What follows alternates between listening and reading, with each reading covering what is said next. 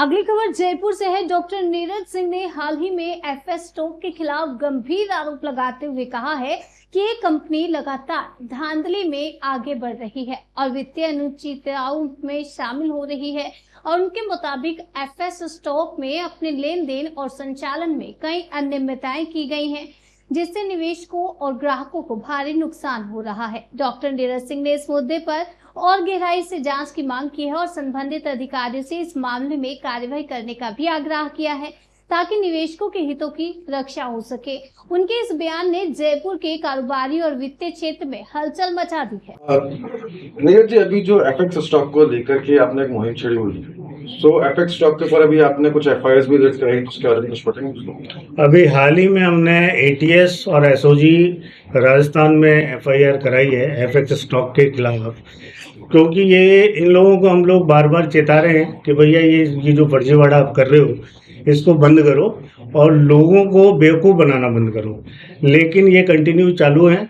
और अभी तो इनकी इतनी हद है कि अपने लीडर्स के द्वारा भारत का पैसा विदेश में ले जाने की तैयारियां कर रहे हैं और लोगों को निवेश के नाम से मूर्ख बना रहे हैं। तो बेसिकली एफएक्स स्टॉक किस तरह से लोगों को बेवकूफ बना रहा है और क्या बेवकूफ इसमें है उसका? इसके पास कोई भी लीगल पेपर्स नहीं है, ना कोई फैक्ट्री है, निवेश का कोई भी लाइसेंस नहीं है, सिर्फ क्रिप्टो करेंसी के नाम से ये मूर्ख बना रहे हैं। और हाँ सर, देखिए जैसा कि आपने कहा कि भारत का पैसा लेकर बाहर लेके जा रहे हैं और भारत को, भारत के लोगों को मूर्ख बनाया जा रहा है, इसको कैसे समझते हैं आप? मूर्ख बनाने को लेकर कैसे? मैं ऐसे समझता हूँ सर, एक्चुअल में ये लोग 18% 12% का रिटर्न देने की गारंटी देते हैं और कुछ नवयुवक, क्या बहुत नवयुवक इनके झांसे में आ जाते हैं। इनिशियली स्टेज पे कोई बंदा अपना लाख रुपया, 2 लाख रुपया, 5 लाख रुपया निवेश करता है, तो इनिशियली स्टेज पे ये लोग 12,000 रुपये, 18,000 रुपये ये रिटर्न करते हैं। मतलब आपसे ही पैसा लेके आपके पैसे से ही आपको वापस दे रहे हैं। लेकिन एक समय ऐसा आएगा कि ये चीज़ें इतनी ज़्यादा ब्लंडर बन जाएगी कि वो पैसा जो पीछे वाले जो निवेशक हैं उनका पैसा अटक जाएगा और ये लोग भाग जाएंगे।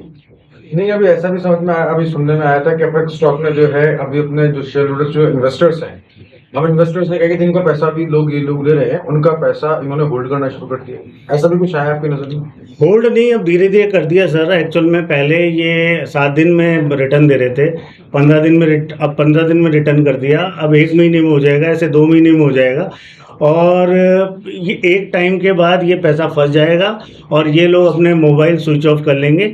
और इन्होंने एक प्लानिंग और की है, जो अब क्या कर रहे हैं, लीडर्स के नाम पे नए चेहरे लेके आ रहे हैं।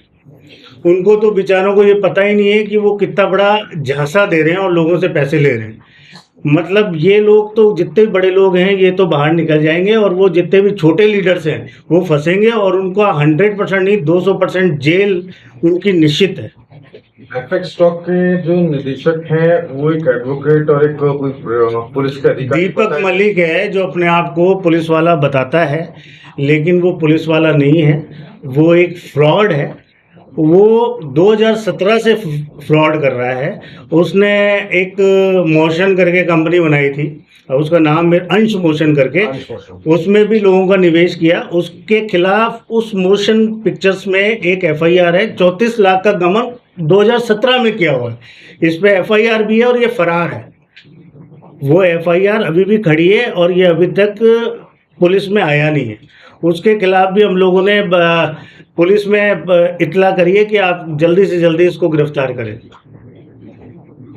इनका कोई पार्टिकुलर कोई ऑफिस होता है? ऐसा कोई ऑफिस नहीं होता इनका, सब फर्जीवाड़ा होता है। जिस जगह से रजिस्टर्ड है कंपनी, वहाँ पे कुछ भी नहीं है। और ये निवेश किस भी आप पे कर रहे हैं, क्या है इनके पास, कोई फैक्ट्री है या निवेश, या किस चीज़ में कर रहे हैं? या तो ये क्लियर करें कि हम इस चीज़ में निवेश कर रहे हैं कि इससे हमारा ये रिटर्न आएगा। आपका पैसा आप ही को दे रहे हैं। आरबीआई से कोई रजिस्टर्ड ऐसा कुछ नहीं, आरबीआई से कोई भी इनका रजिस्ट्रेशन नहीं है। आरबीआई रूलिंग्स में काम ही नहीं कर रहे, कोई लेना देना नहीं है, सिर्फ मूर्ख बना रहे हैं। ये कैश कलेक्शन कर रहे हैं ये लोग। ये जो प्रोग्राम्स वगैरह करवाते हैं उसको लेकर क्या कहेंगे आप? प्रोग्राम सर इतना हाईलाइट, इतना शानदार प्रोग्राम 5 स्टार 7 स्टार होटलों में कराते हैं। अब जितने भी नए बेचारे जितने नए लोग जुड़ते हैं वो क्या है, क्योंकि उनकी आंखें चौंधिया जाती हैं, वो स्पोक एरिया से आते हैं, तो उनको ऐसा लगता है कि बहुत बड़ा कार्यक्रम हो रहा है और बहुत बड़ी कंपनियां चल रही है और बहुत पैसा आएगा, हम जल्दी करोड़पति बन जाएंगे।